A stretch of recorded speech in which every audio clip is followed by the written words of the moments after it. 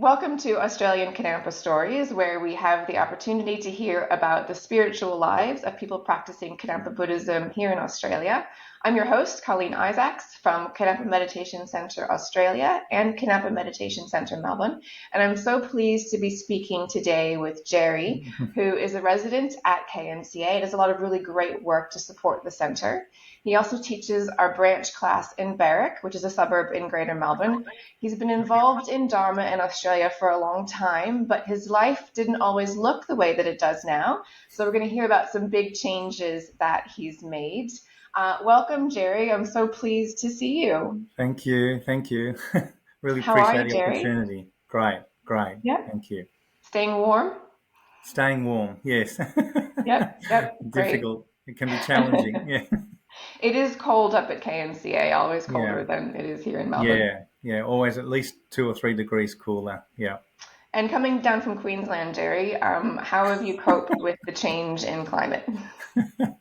Well, it's been a good part of practice actually because I remember I had a good friend that I met here who used to tease about saying we mustn't have our happiness dependent upon the weather. So we're trying not to focus too much on whether it's too cold compared to Queensland. But yeah, it's a noticeable difference. Yeah, and Melbourne teaches you not to place your happiness on the quality of the weather, doesn't it? Exactly. Well, Gerry, not to jump ahead, I have already revealed that you recently moved down from Queensland, but let's Yeah, back up a little bit. And sure. do you mind telling us, Gerry, how did you get started in Dharma? I know you've been involved in Dharma for a long time, but can you tell us how it all started for you? Yeah, well, it was quite an interesting part of my life. It was almost 20 years ago now, and I was at a point where I felt like I had done most of the things that I believed society was telling us to be happy. So, I had the family and the career and the house and all those sorts of things. And I wasn't happy. I hadn't, I just hadn't developed those feelings that supposedly I was supposed to have developed after achieving all of those external conditions. And at the same time, I was I was struggling with the concept of nihilism. I was starting to think about my own mortality and the idea that there was going to be absolutely nothing after I died was a bit frightening. And I was sort of experiencing, I guess, what people might describe as a panic attack or whatever, just contemplating that. So, I was at this crossroads of these two important factors in my life. And for whatever reason, I decided that at that time the answer was to try to find some wisdom from somebody else. And I remember thinking, well, maybe I can get it from reading biographies of these really famous, wise people like Nelson Mandela and that. And I was reading some of the great classics that I'd never had the chance to read before. And somebody gave me a biography of a doctor that had grown up in Melbourne who became a Buddhist monk. And I thought, oh, this sounds really interesting. This might be more towards where I'm heading, with trying to answer these questions. And so I decided I needed to find out more about Buddhism. And at that time, or shortly after, Gen Rapton was doing a tour of Australia and doing these public talks. And I mentioned this in TTP not that long ago. Fortunately, we found a flyer for the class and turned up to the class, and there was a 1 hour, I think, one or maybe 1.5 hours, probably 1 hour, and that was it, hook, line, and sinker. I knew Hmm. straight away I'd found what I was looking for. So that was the lead into finding Buddhism. Yeah. Those publicity fairies, they did it again. Yes, exactly, and so they're hugely important, and that's part of the reason why that's what I do at KMCA as well now, because I just feel like I have such a strong connection and debt, really, to the people who distribute this publicity to help us find Mm. it. You know, lots of stories of people who've found, Dharma through these flyers, and they might have been sitting on the fridge or the coffee table for a year, but then finally it's what triggers them to come along. Yeah. Mm. Yeah, and you never know when you're doing publicity, like when you put a leaflet out, it could be a future resident teacher who picks it up, or a future Yeah. general spiritual director. We just don't know. I mean, in us, we have resident teachers who now resident teachers who picked up flyers. Exactly. Yeah. Yeah. Yeah. And so you said, Gerry, you were interested in nihilism, and then you became interested in Buddhism. Well, it wasn't so much that I was interested in nihilism, but I had a very scientific background. I was trained as a doctor, and we were always sort of, I guess, of the belief that when the body dies, the mind dies, and because we believe that the mind is created by the body, and so there was this thought then that means that when death comes, it's lights out, nothing more. And it just, I guess, having seen a lot of people die in my work, and thinking about those big questions: where did I come from, and where am I going, and what's this all about? Yeah, that brought me to Buddhism, and I believe I found in Buddhism all the answers that I was looking for. Yeah. Which is so interesting because so I come from a family of doctors. I'm not a doctor. Good But for you. my father is, his father was, Right. all of his brothers are all surgeons. Right. And so my Buddhist beliefs are, very much in conflict with Yeah.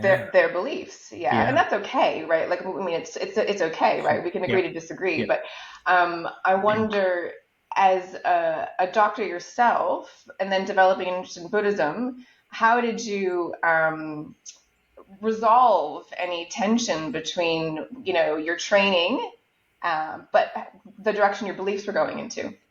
Yeah, so the thing that really resonates with what you're saying actually was the response of my family. They were really surprised, and what I spent a lot of time trying to explain was that um, um, turning to a religion, especially Buddhism, I felt was not about blind faith.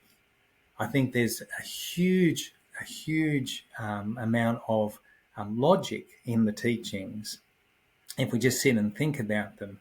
For instance, just understanding that the mind and the body have a different nature, and therefore the body doesn't create the mind. They're completely different entities, if you like, and so there's a whole lot of logic in that, and so trying to emphasize to family and friends and colleagues that in fact it's not about blind faith, but it's actually about scientific approach to the mind, and then once you start to understand the nature of the mind, then past and future lives and karma and emptiness and all that sort of stuff starts to come together.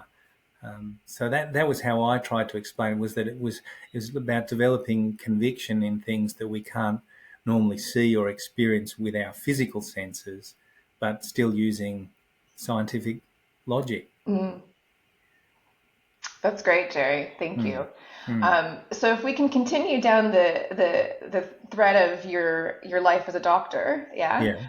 Um, can you tell me some big changes in your life in the last Yeah. couple of years? Yeah. Can you tell us about that? What you were doing then, what you're doing now, and how that all came about? Yeah. So it was interesting because when I first started going to class, I had a young family, and I was working full time. It was really busy.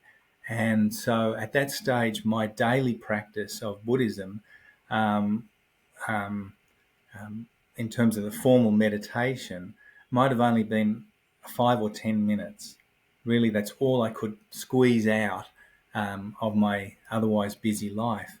But because of the commitments of family and work, there was never a time where I could even do that at home, it seemed.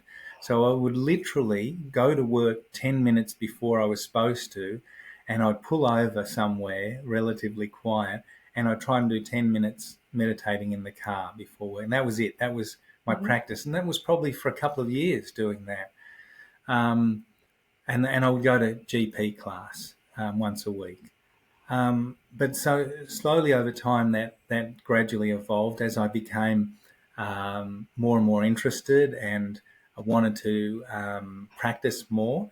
And so it became a larger part of my life. I was then able to join FP, although to be honest, some of that had to be by correspondence, because taking 4 or more hours out of your day with the kids and everything else was difficult to achieve.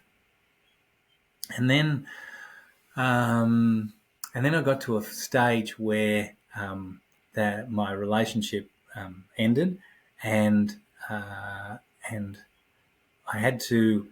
I was living in the house, but I had to look after the kids, and it was almost impossible for me at that stage to get away to class. And an incredible thing happened. Um, there was a big storm on the Gold Coast, and a tree fell on the house where the centre was, Oh no. and um, it it created so much damage that the residents couldn't stay in that house anymore. And so I got a call that morning, and they said, "What are we going to do?" And I said, "Well, actually, I've got plenty of room at my place." So the centre ended up moving to my house for a year. For a A year, Gerry. year. And it was it's incredible. This is sort of like how things work, because here I was at a phase in my life where I couldn't get to class, and so what happens? The circumstances arise, and it Classes comes came to to me. you. um, anyway, slowly over time things progressed. I managed to um, change my work shift, my workload from full time to half time, and that allowed me to spend a lot more time again doing my Buddhist practice, helping out at the centre, and that was primarily around being able to spend more time with the kids as well. And then finally, I was able to retire early, and that was about 2 years ago now, nearly 3 years ago. And I just sold up everything. I bought a motorhome, and traveling around, and I came down to KMCA. I'd been here many times before, and I thought, well, I'll do a working visit. I had always wanted to do that. So I turned up for a working visit, and then one of the residents here at the end of the working visit said to me, "Well, when are you moving into home here?" And and that was it. I just said, "Oh, well, I never really thought that was a possibility, but moved in almost a year ago now, and it's just been the best decision of my whole life." Wow. So now you live in Victoria with this weird climate. Yes, yes, we're You ready, as they traded say. not just Queensland, but the Gold Coast. Yeah, Yeah. yeah, yeah. Yeah, but it was interesting because we had a lot of trouble. I think we talked about this a lot in class, and that the numbers, given the size of the population, the numbers coming to class didn't seem as good as other places. And we actually thought that maybe it was because the external conditions there are so good. People just aren't interested. They're not suffering. They're not, looking for spiritual aspects. Yeah. Yeah. The weather is too good. Yeah, The scenery is yeah, too beautiful. exactly. Yeah. I don't really Exactly. realize that they're actually suffering. No, no, that's right. That's right. It's all too good. Yeah. Mm. Interesting. Yeah. So you've been down at KMCA, so now you're officially a resident, and of course we Yes. love having you, Gerry. It's so wonderful Thank having you. you Thank as you. part of our community now. Um, But, day-to-day activities probably couldn't be more different for you. Yeah, now versus Yeah, what you were doing, let's say, I don't know, 5 years ago. sure, yeah. And it's funny because when I was talking to some of my colleagues or ex-colleagues now that I've retired about some of the things that I was doing and some of the decisions I was making, they were looking at me like as if, "Are you crazy?" Like I remember when I went from full time to half time.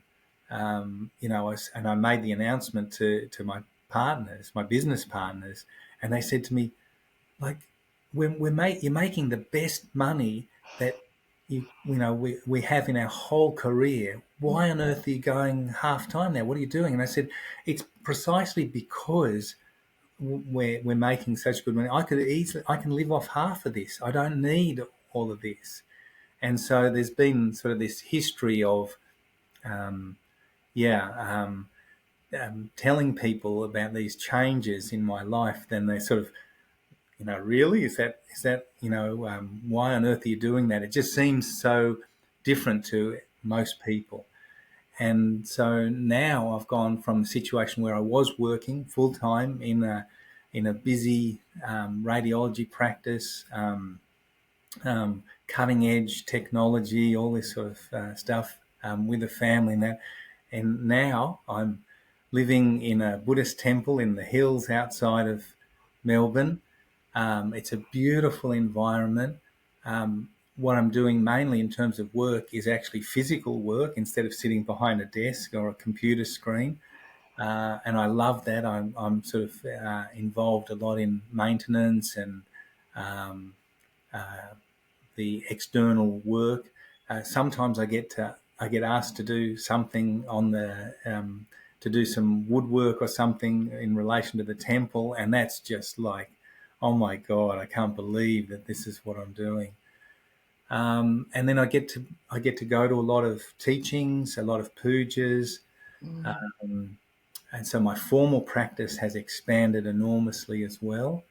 And I get to teach, and sometimes I get asked to fill in various situations, um, and it's all just amazing. And I say to people, I wake up in the morning and I literally think how unbelievable my life is.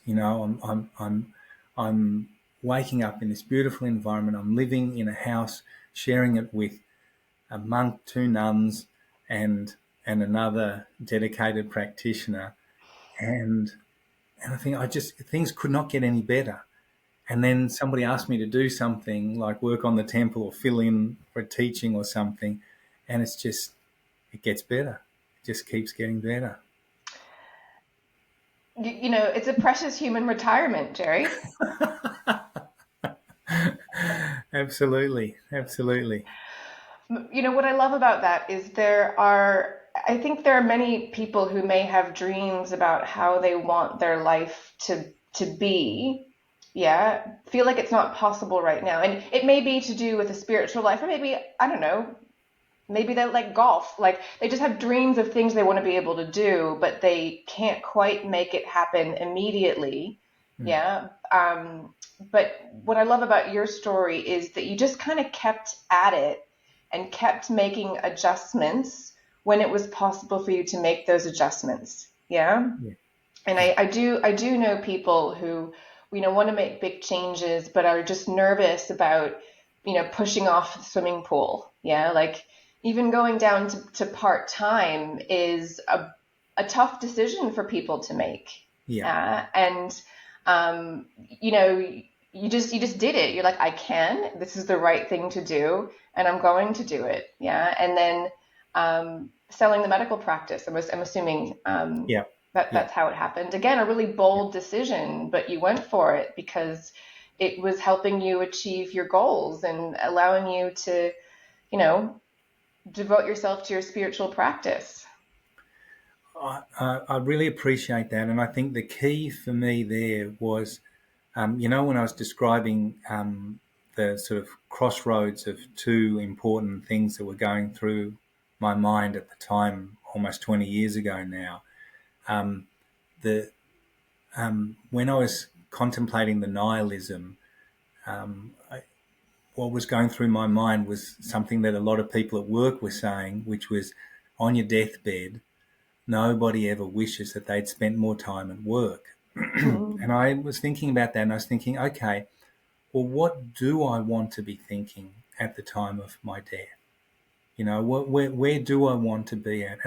The single most important thing that kept coming up for me was I didn't want to have any regrets. Mm-hmm. And that is what inspired me to then make a whole series of changes, as you've noted, throughout my life, based on that I don't want to ever look back and think, oh, I should have done that. Why didn't I do that? Why didn't I, take that leap? Why didn't I do that? Because, you'll never know. You never know what's going to happen. And so now is the time, if possible, to push off from the edge and take those leaps. Yeah. Well, well done, Gerry. Mm. If I can ask a couple of questions about, your Dharma journey. So, you said you attended a public talk with Gen Rabton, yeah, Yeah, and you said hook, line, and sinker, yeah, absolutely. which was great. But as you got into Buddhism, like when did you feel like, oh, this is really working for me? Yeah, not only do I love it, but I can feel like it's working amidst the busyness of your life and the family and yeah, like, oh, this is really making a difference for me. Well, I still think right from the beginning, what happened was after Gen Rapton did the public talk, we didn't have a centre on the Gold Coast, but the students that had arranged for Gen Rapton to come do the public talk also then arranged for Gen Salden, who was a nun training in Sydney, to come up once a week and give us a GP class. So that's what I was attending, and just everything that she was delivering to us from Geshe and Buddha, just kept resonating more and more and more. So it felt like it felt right. It felt like the thing for me to continue to do all the time, right from the beginning. If that answers your question, Oh, yeah, I love it. That's yeah, great. That's yeah, great. And can we talk a little bit about how you came to teach? Yeah, now I haven't been in one of your classes yet, though of course we've had skills at TTP. Though I do yeah, know you're a wonderful teacher because I think I told you a friend of mine watched one of your classes online when you were covering for Luma, yeah. and she said to me, "Who's this Gerry guy? He was great." Because I Oh, think you were that's great. new to Thank you. KMCA at the Yeah, time, and yeah. so a lot of people didn't know you. Yeah. No, no, So she loved it. So you're obviously a wonderful teacher, but can you tell us when you started teaching, how that happened? Because, for a long time you wouldn't have had time to teach. no, I didn't. But Gen Salden became the resident teacher on the Gold Coast once we established a centre. And after a couple of years, she asked me to teach, and I said no. And she kept asking me to teach, and I kept saying no. And I kept saying no mainly because I didn't think I was ready. And what worried me the most was that I had found that Buddhism had become such an important part of my life. It had become a fundamental aspect of my life. And what I didn't want to do was I didn't want to go out there and stuff it up with the Mm-hmm. teaching. That was the thing that had me worried the most, because I didn't want to put anybody else off from something that was so valuable. Mm-hmm. So I kept saying no. And then This is eventually, sounding familiar, by the way, yeah, Gerry. yeah. But then eventually, Sheldon convinced me to. I can't even remember. I think it might have been just a learn to meditate class. I mean, I think that's probably how most of us Mm-hmm. start, and I just loved it. It was nerve wracking, but I just to be able to share Geshe-la's words. It just meant so much to me, and that's probably been about 10 years ago now. Um, there have been many other opportunities since then. I started teaching regular classes on the Gold Coast. When Selden would go to some of the international festivals, I would fill in for her doing day courses and things. So gradually over time, doing more and more, and yeah, really, really appreciating the opportunity now. Yeah, It is a beautiful opportunity, isn't it? But like you say, yeah, also very nerve-wracking. It feels like a huge responsibility. yeah, yeah, Well, it exactly. is a huge responsibility. It feels like it is because it is. Yeah, yeah. So the easiest thing to do, I notice for myself when I'm starting to feel nervous and that, is just read from the book. I Mm. remember Genla Kenrab said, being a teacher in Kadampa Buddhism is easy. All you have to do is read from the book. I don't know whether that's entirely true, but anyway, it's a good help. It well reminds us that all the hard work has already been done. Yeah, yeah, Or the hardest work has already been done, and it's yeah, our exactly. job is just to share what we love. Yeah, yeah. Yeah. So, what advice would you give to someone who is considering coming to a class, but they're just, not sure? Maybe the leaflet is sitting on their desk, yeah, and they're kind of wondering what's it going to be like? Yeah, look, I remember hearing Genla Dekyong talk about this in the past, and she describes how you do need to have a bit of courage to sort of come to something that's unknown, maybe a little bit strange. So you do have to pluck up a bit of courage to come along. But what I would say is it's not frightening at all as a student. You know, it's we try to be very welcoming. Um, um, the class assistants are usually fantastic people who understand that, if it's your first time as well. Um, for me, I always ask them as I'm coming into class if there's a student for the first time, because I'll try and tailor things a little bit more so that it's not too advanced or too overwhelming or whatever. But if you're thinking about it, if you've got the flyer, come along, just experience it, just see what it's like, and then you can make a decision after that. But there are very few people who leave disappointed, I believe, anyway. That's true. Mm, That's true. Yeah. mm, And something Monlam said to me, if this is appearing in your life, like it's not a mistake to try it. Those actually weren't her exact words. I have right. paraphrased that terribly, but that's how I'm going to use those words in this situation. Yeah. Yeah. Yeah. Yeah. It's not something Yeah. that you're going to regret. No. No. Exactly. And it We goes hope. back. No, that's right. But it goes back to what I was saying before. Like we don't know when we're going to die, but we don't want to die with regret. Mm, And if it's not, if it's not going to really be harmful, why not give it a try? absolutely. Yeah. Absolutely. Just a couple of questions to go, Gerry. Yeah. Do you have a favorite practice? Can you think of what your favorite make practice or aspect of the teachings is, and has that changed over time? So, in terms of an aspect of the teachings, I can definitely say that transforming adverse conditions is Mm, my favourite.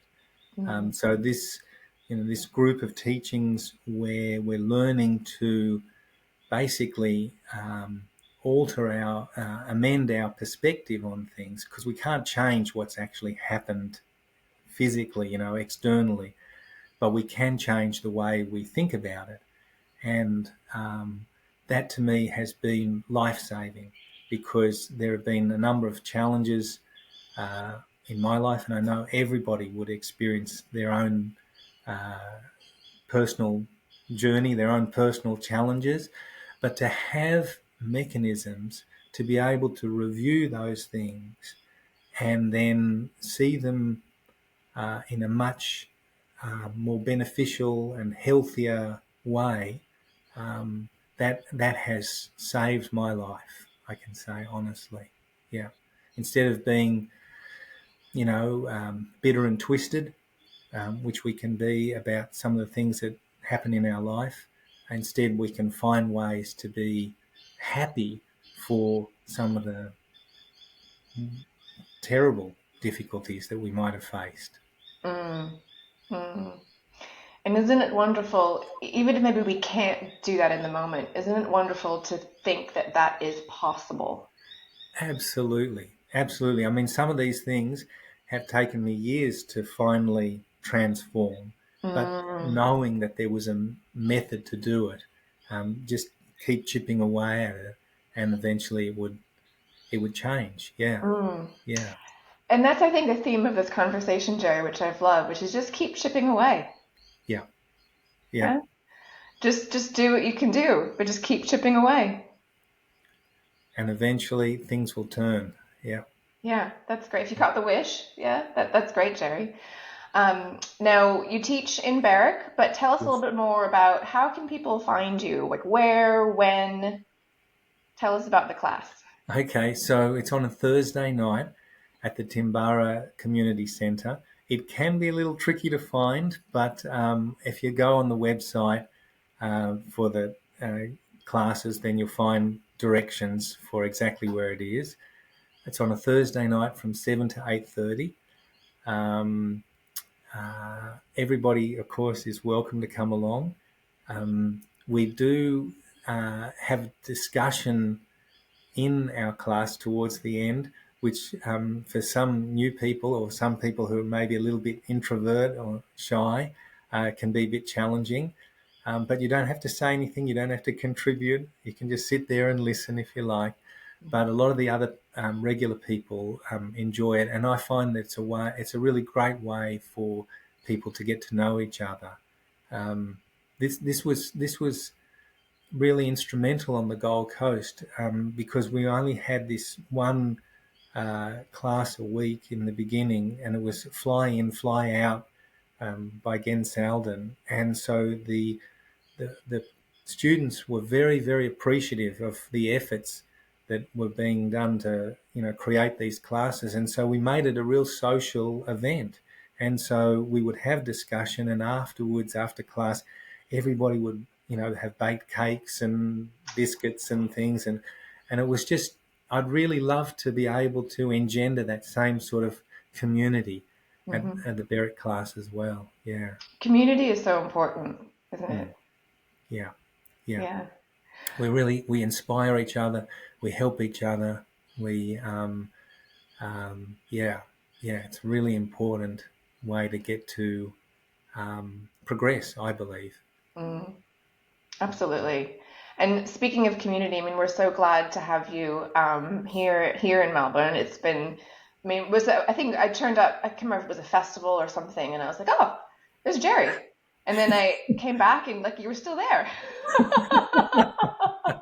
Now I you think he's can't get rid of moved. me. How exciting. Yeah, But I've loved this conversation, Gerry. This has been such a pleasure. So thank you for thank sharing you. your journey and also just, speaking openly and frankly about how things have unfolded for you over the last nearly 20 years. So you're, very humble, but you've been a really important part of Dharma flourishing in Australia for almost 20 years. So thank you Okay, for thank you. that. Mm. And please check him out in Berwick. And I hope to Yes. be one of your students one day too, Gerry. So I'll look forward to that. All Thank right. you. Thank you Thank you so so much. much. Really appreciate it.